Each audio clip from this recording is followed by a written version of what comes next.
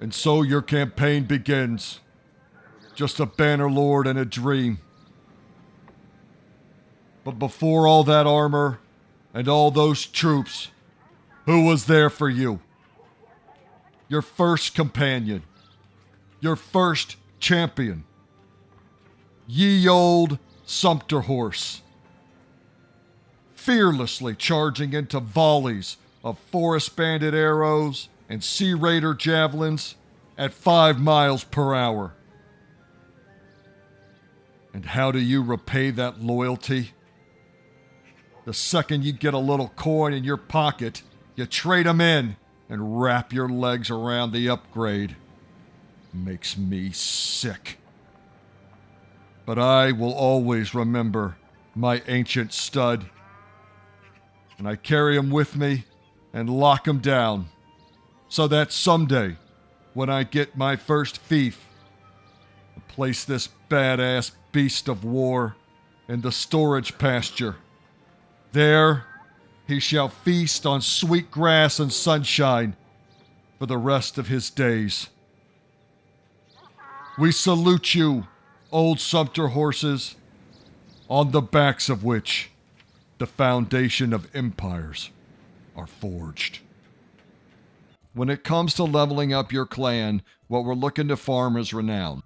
And you can get renown from battles, quests, arena. There's a number of ways to go about doing it. But when I start a game, I always focus on what I call the 20 and 20. Getting 20 troops on top of 20 horses as quickly as possible. So keeping that 20 and 20 principle in mind, the cheapest place to get horses is to look for a bunch of villages that sell horses, and then when you highlight them, you'll see trade-bound settlement. That's where they're taking their goods. And here's another one right here. And so both of these villages are pumping their horses into Myzia. And you'll see this city is stuffed full of horses. And there's 4 different types of horses. The first one is your beast of burden. And they're easily identified because they come with this carrying goods icon. You'll see my inventory capacity is at 290.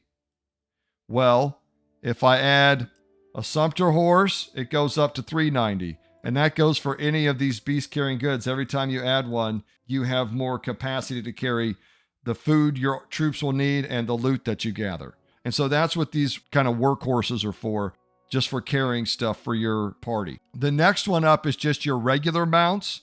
These are your starter mounts and are mostly just used for either beginner cavalry units or to mount up your infantry and increase your speed on the campaign map. And you'll notice right away that instead of the carrying goods icon, they have this go faster icon.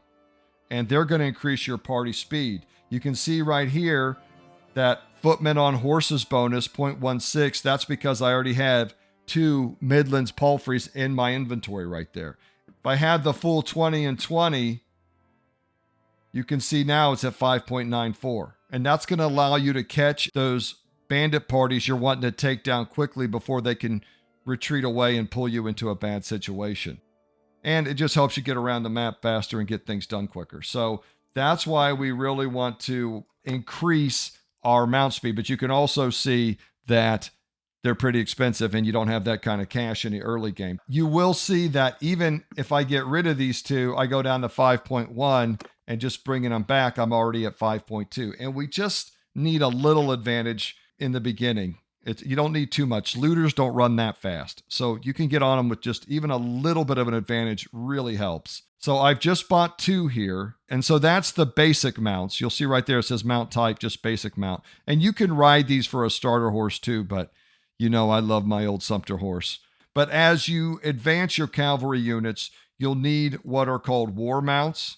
And when it comes to war mounts and or the last version down here, these noble mounts, these are the best mounts in the game. From mounts to war mounts to noble mounts, every faction has their own version of these 3 types of mounts. Honestly, they have workhorses too. You tend to find more mules in Khazate lands, more Sumpter horses in Empire lands, saddle horses in Valandia, and so on and so forth. And so every faction has horses that are unique to their area. However, as you can see, you can usually find a few different types throughout Calradia. So we've got the workhorses, the regular mounts, the war mounts, and then the noble mounts. And those are the 4 types of horses.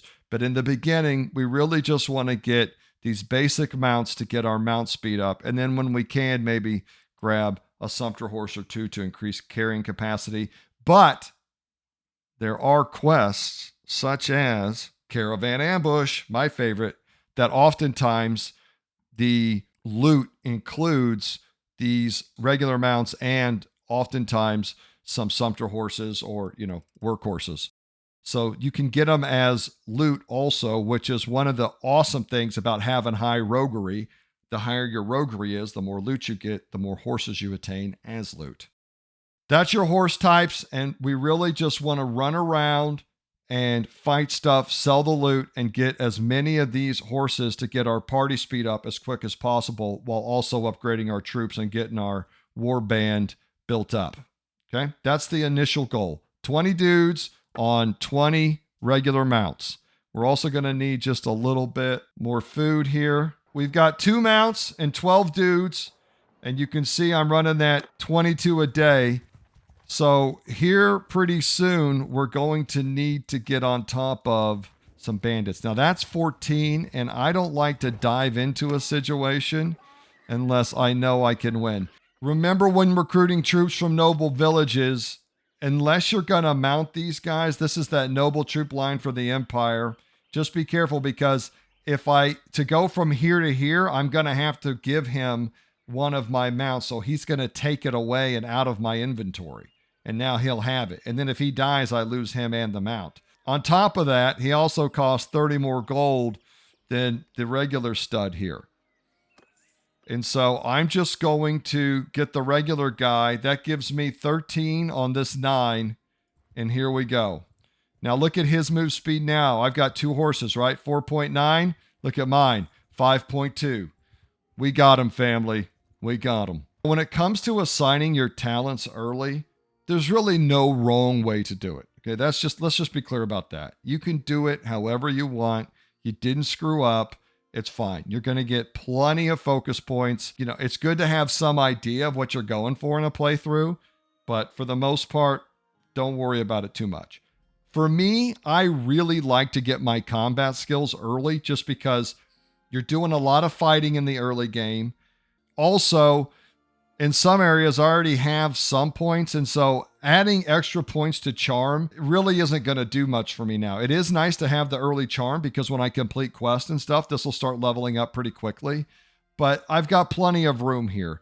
What I'd really like to level up early is those skills that I'm really working on and getting started on. So, for example, in this case, knowing that I'm going to want to get my riding and probably my one-handed, which is really nice in tournaments, and also a little bit of polearm. That's probably going to be what my guy focuses on. I'm going to make him kind of a cataphract guy. So in that case, then I've got enough in riding already, so I can already level this up. I've got a little in polearm, but I don't have any in one-handed. So I'm going to go ahead and just throw all 3 of these in one-handed because this will level very quickly while I'm doing tournaments and fighting around. And having the bonuses actually really helps, especially fighting those nobles in the arena. Mother of God, some of those guys are tough to bring down. One thing I do want to point out in the charm tree, because a lot of people may not know this, is that this virile trait here, where you're 30% more likely to have children, it doesn't stack.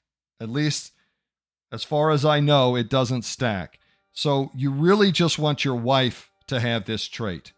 That's it. You don't want to grab it yourself. So I typically grab this self-promoter early. This is a really nice trait because if you do happen to win that tournament, which is about a 20-80 proposition for me, but every once in a while I squeak one out early, you get that extra +3 renown, which of course, when we talk about getting up to clan tier 1 so we can start getting under that sweet mercenary contract and making that real money, you need renown to build up this bar. And so self-promoter is a very nice beginning talent to grab, and always one that I look forward to grabbing pretty early.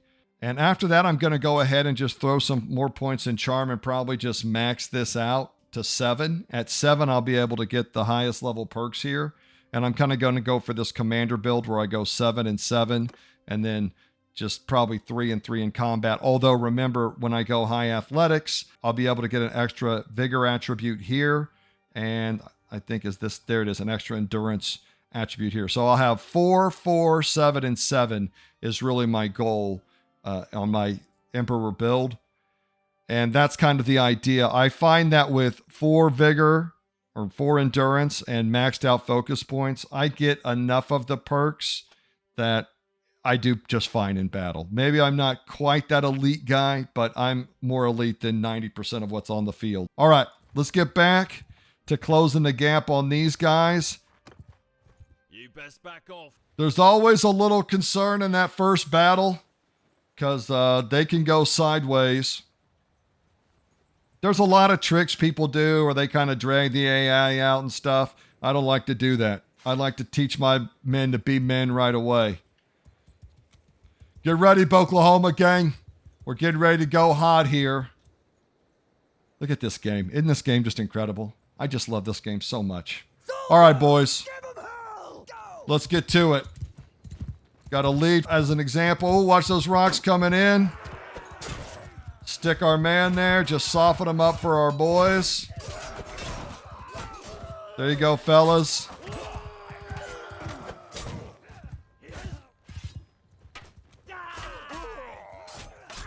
Outstanding. Look at that. It's a good omen, family. It's a good omen. Didn't even take a casualty. The thing about taking prisoners is you're going to sell this guy for like 3 gold, and you'll see as soon as I bring him into my party, look, he drops my party speed. Kick him out, I'm back up to 5.2. Bring him back in, it drops. So carrying prisoners slows you down, and he's not really worth the money. So unfortunately for our man here, goodbye, dear friend. There we go. We want to gather that up. We've got plenty of room. When it comes to upgrading troops, in my opinion, okay, this is my opinion, the goal is to reduce casualties because every time I lose a guy, I have to buy another one and pay to upgrade them. And so in my opinion, getting the archers, if you're in a faction that has good archers, they are absolutely fantastic starter units, especially against things like looters, forest bandits, and mountain bandits. Now, when it gets to the sea raiders with the shields and javelins, I think in some cases, armored infantry do a little better against them. But even then, if you've got 20 or 30 archers against 10 sea raiders, you do okay. You're going to lose troops. Don't get too attached to your pixels because they die. What we're going to do now is I'm just going to take this back to town. I kind of want to fight this group of 14, but I don't want to risk it yet. And they don't seem too eager to fight me. So we're going to go into town. Here's something if you don't know. Instead of having to go to each tab and sell what I don't want and not, risk selling my horses or anything, all you have to do is just lock it.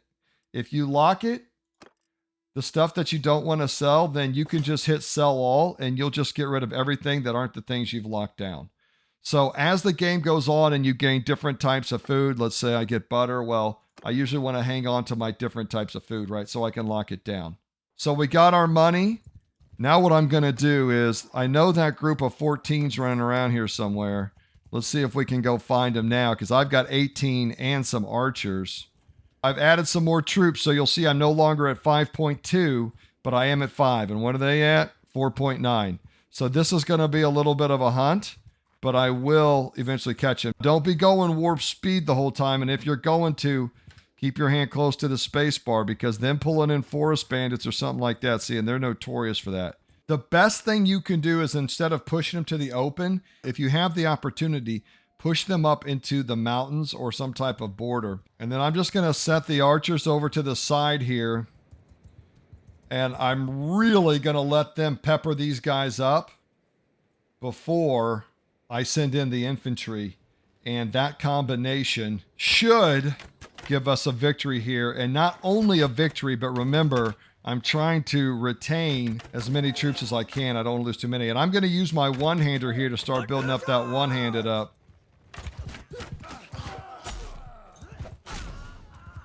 There we go. Got our level.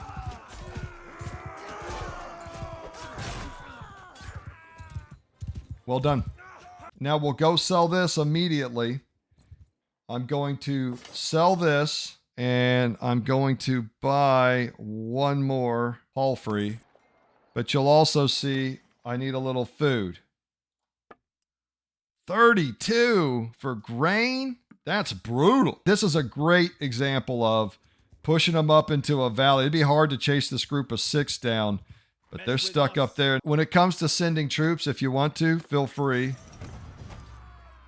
But sometimes that auto calc can be unforgiving and cost you a little more than you'd like. Something to keep in mind while you're out running around is remember where you find these hideouts, because they're going to shit out groups of bandit parties. I'll push these guys up into the mountains here. Should be able to close. Look, there's a bunch of hideouts here. And once you've got that stack of archers, you'll see they'll start piling them up pretty good. And then sometimes you've kind of got to send the youngins out just to buy an extra volley or 2 of the arrows.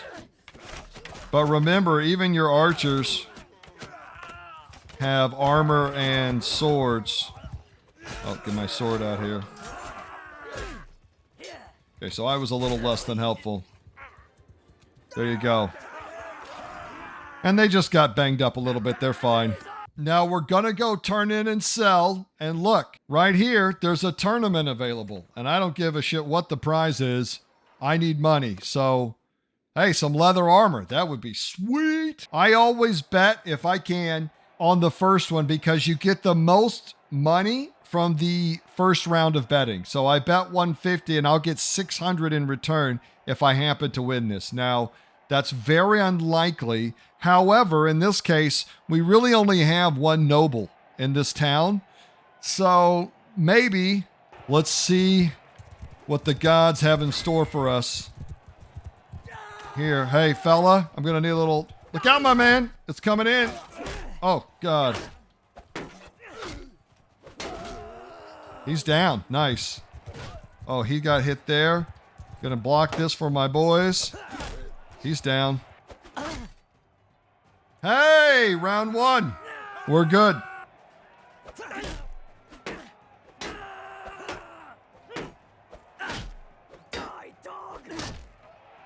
Round 2 down.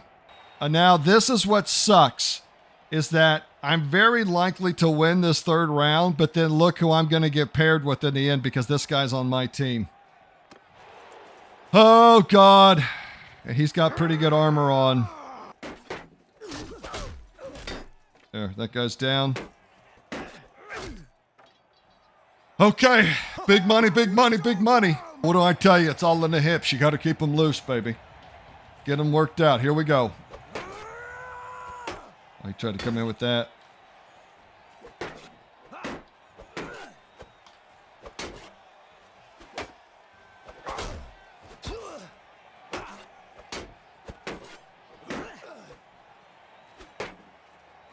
Ah, shit.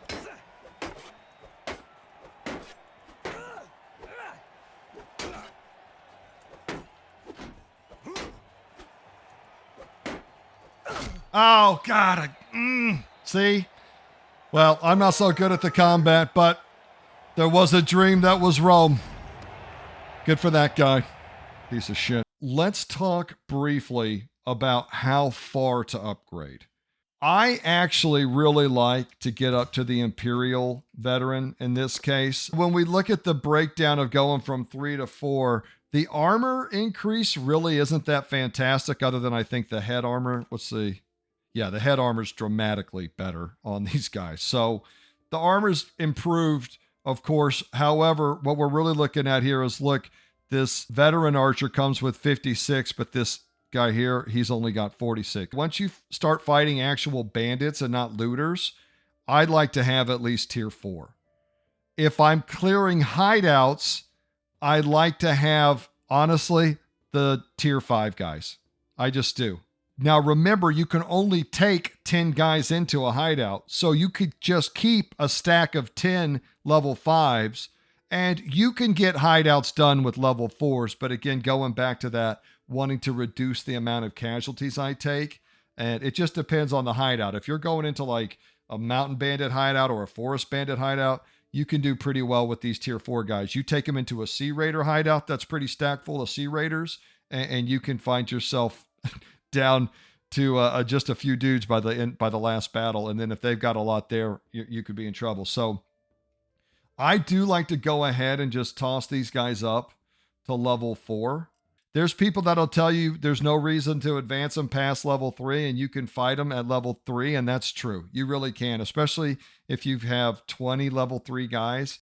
But just having a few of these level 4s in there is game changing, I think. You'll notice that I can buy regular mounts here, but they're about 110 dinars more expensive in this town because it doesn't have as many of them, because it doesn't have those villages pumping horses into it over and over. So if I'm going to go buy horses, I'll probably just take the trip up there. Now there's a stack of 11,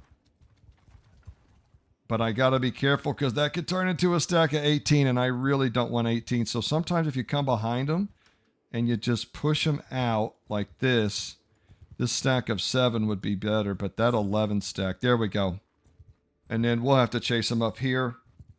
We're running a little low on food here. How long do we have? 2 days. So we'll catch these guys in the next 2 days. But if you need to, you can always stop in a village, buy a little grain. 30 grand for grain? Golly, the early game, man. When you need it to be the cheapest, it's the most expensive, you know? I need some of that discount grain with a little green on it. And you see, just having to chase these guys so far sucks. But that's kind of what you have to do until you get your group speed up. And he's going to throw these javelins. So it's kind of me versus him in this case. I'm just trying to get him to throw these jabs at me instead of my boys. Woo, that was right. That about gave me a haircut right there. Okay. Oh, he's hitting my horse. See, so I'll hit your horse. Oh, shit. Beat your ass, you hit my Sumpter horse again. He's hitting my horse, dude. Is there no honor amongst these bandits? You can just see it. There we go. There we go. All right, so that turned out all right. These kind of prisoners can be worth it. And since I'm already going to take this loot back to town, look how close I was to get knocked out there. 2% health. Yikes. We got a rusty battle axe. Look at this. We got some good loot out of this one, though. And we can go sell that and get some more horses. Now remember, you can't actually manually fight a battle if your health is below 20%. One of my favorite perks in the game, if you can afford it, and I always like to throw just one in medicine. Now in this case, I'm actually going to be my own medic because I'm going for that commander build, so I can do this. But this one right here, 30% recovery of lost hit points after each battle. You're always at 30% after a battle. So you never have to do that wait to fill up to 20% thing. Just something to be aware of. I love this one. Plus, if you get in consecutive battles, it fills you up very quick. One of my favorite perks. There we go. Finally got us that big payday. And this is where you just got to be careful because you want to go crazy. But we'll buy a couple grains. And now look here. Now I'm up to 8. Now what I'm going to do is I'm going to take one of these and put myself on it. And we're going to lock him down, not only in our inventory, but in our hearts. He took those axe blows like a beast. And it's because of him we've gotten this far. Ooh, is this a better spear? Oh, look at that. Now, this is a nice one because I can get this spear here. And look, it has a chance to dismount riders. That's a great perk to have on an early spear. What I do is I just keep farming up this area, because we know there's bandits all over these mountains, right? So I don't leave this area until I've got my 20 and 20. I just find a nice little place to farm. Because it's 22 to 17, this is going to be a massive payday for me. So one of the things I can do before this battle starts is just spend the money to go ahead and upgrade those guys to max level. So you can see my upgraded guys in the mail. And look how much farther the tier 5 guys can shoot. They start shooting now. They're already putting out damage. Now here come your tier 4 guys. Infantry, move! And you'll see the lower tier, like my tier 3 guys are just now starting to shoot at that range. So that's the big difference between archers. It's not just damage done. It's the distance they engage at, their accuracy. Get these guys out there to earn their 3 gold a day.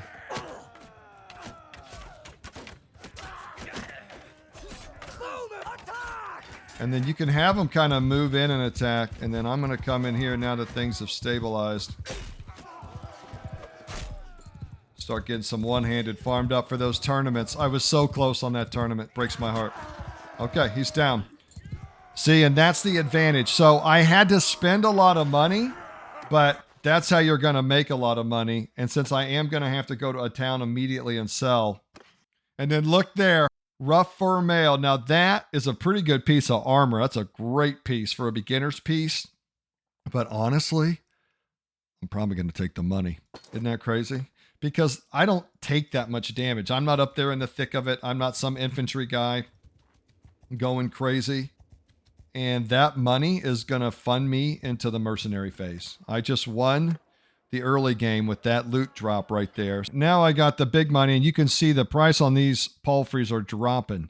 So I should be able to get my 20. So I can have 22 guys. There's my 22. Grab me a couple Sumpter horses here. And I'll fill up with some grain and butter. And I could even, I could get a little bit of everything. Get a round for the guys here. And this is when you start really being able to farm up that clan tier. And so you can see every time we win a battle, we get a little renown, and we're almost halfway to clan tier 1. And we've already got our horses, our guys. Look at my party speed out here in the open. 5.8. What are these guys? 5.4. So even the smaller groups, now there we go. And look, if you want to, you can go ahead and level all your guys up to level 5. You're not going to have any problem getting money if you just keep attacking. And you'll see I haven't done any quests. I haven't been clearing hideouts. Look at that. Getting some good loot. This is a good run through. Maybe could turn it into a 2-pack here if I get them close. There we go. The guy with the scythe here, he's just our water boy. Gets everybody some Gatorade. Works out the cramps on the sidelines. We'll get you a bow someday. I just don't want to send him out there to die. I just can't do it. Just remember, every time you get new loot, to come in here and lock down your food so you don't sell it. That's how you keep that nice, diverse dinner plan that you're so famous for as a great commander. And that's going to help you when you start leveling up your steward, which you can see mine's already ticking up. My rule with simming is if it's 5 or less, I tend to sim it. But even when you get into 6 or 7, sometimes the casualties are crazy. And losing one of these high-level troops to a sim just sucks. And see, that's the other thing about the armor. These guys taking those forest bandit shots because they're going to get hit. And you can see even like 200 a day is nothing. Because look, that's one hatchet. As long as you're taking down a bandit party every day, you're good. And I still can't believe I'm not getting any quests. Usually when there's all these bandits around, these villages are popping that kill bandits quest. Because you're looking for those quests that you take 2 or 3 bandit parties out, they'll give you an extra 500-600 dinars. Which, since you're already doing it, you might as well. Also, there's always that sweet chance that you could get the clear a bandit camp hideout, which, of course, if you get that one, make sure you check the town nearby, because sometimes you can get another quest to save a guy from the same bandit hideout you're clearing, and both of those are worth like 3 grand. So if you get both of them together, that's a nice payday. However, I don't actually like to clear the bandit camps because they keep spitting out these groups of bandits and you can farm them over and over. And yeah, you can get 3 grand for clearing them out, but you can get a lot more than that just by leaving them up, especially in the early game. So once you get a nice little stash of coin, now what I really want to do is I want to start moving around the map and start to pick up some companions because I really, really want to get a scout early because scouting gives you just so much better vision and movement speed. So on top of your horses, you get your scouting perks, and then you're just flying around the map. And I want them to get to leveling quickly. So I'll probably just, I wish I could get the quest, but if you can't, it's not the end of the world. And this is why you keep that elite tier of level 5 troops. Just keep 9 or 10 of them around. And they're going to come in here and clean this thing out for you. Also, with these level 5 guys, they come with those 2 stacks of quivers. So they've just got ammunition for days. You don't have to worry about them running out of ammo. And they'll just come in here and make quick work of this bandit base. Just be careful with the sea raiders, like I said, because they hurt. And then look, I even got a caravan guard, and he'll come join the group. He's happy to come help me probably get revenge to these bandits after what they did to him and his boys. Oh my God, look at that. Boy, you guys are good luck. I got to start making more content for you. Holy shit, have I not scored? Oh man. It's time to get us a nice piece here. That leather armor I never got to hold. We'll grab us some of that. And then I'll go ahead and get myself a war mount. The old commander deserves a better mount. My palfrey goes into the inventory, increases my move speed. And we're almost to clan tier 1, where we're going to go get that sweet mercenary contract. So now we're just going to roll around, hit the tournaments, and we're looking for companions that we're going to need, especially that scout. That's one of the big ones. Oh, look here. This is that extortion quest. We'll wait here, and we'll join the fight. See that caravan guard putting in the work. Good job, buddy. We got another palfrey. These are also just regular mounts. So I've got 5 more mounts for my party, and I can save these or sell them. Yeah, I'll just take the money. I've played a lot of the Witcher games, and I don't work for free. Now, as soon as you can get to where you can recruit 30 troops, that's when you're going to be able to start hitting those sweet caravan ambush and escort caravans. This quest, you can get some real good loot for that, but just make sure you've got a pretty stout party for it. Oh, look at those lamellar pauldrons. All right, so here's some good loot here. Always bet that first one. I got a little armor this time, so...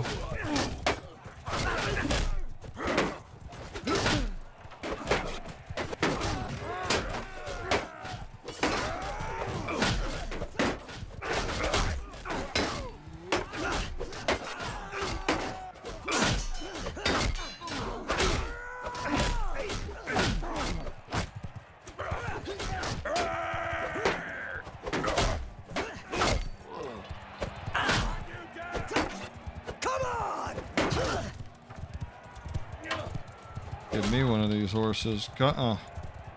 Yeah. Round 2. Fight. Watch out, my man. They got those stingers coming in. You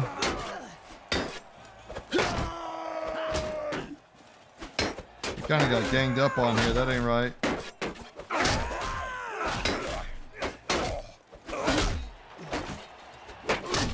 Look at that. Chop him right on the dome. Look out, look out. I got you.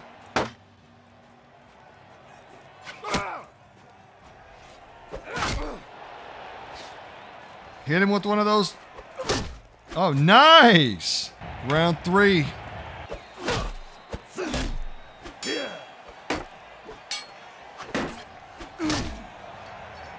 You know what? I'm going to go ahead and throw a little bit of something on this too. Get a little more money out of it. Because this is the one. I can feel it.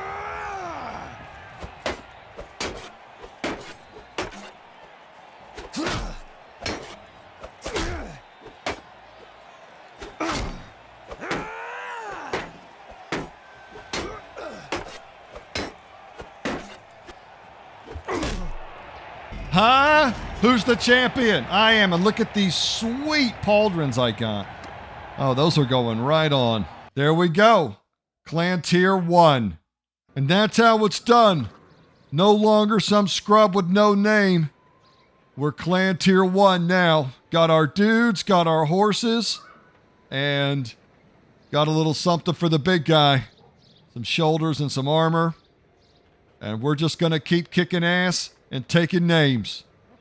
Next phase, mercenary phase. And I got some cool stuff to show y'all.